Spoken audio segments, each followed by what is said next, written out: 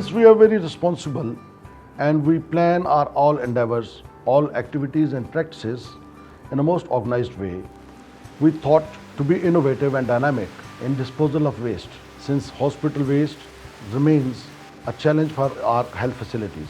In this process, we worked very hard. We got opinions of talented people and experts of the field. We wanted to remain environmentally safe and eco-friendly. So we selected Newster. It's an Italian equipment. It churns the waste on very high degree of temperature as well as on a very high speed. So it converts all kind of hospital waste, whether it is hazardous, infectious, toxic, radioactive or non-toxic, to inert ash material, and reduces the size of the waste material from 100% to 30% only.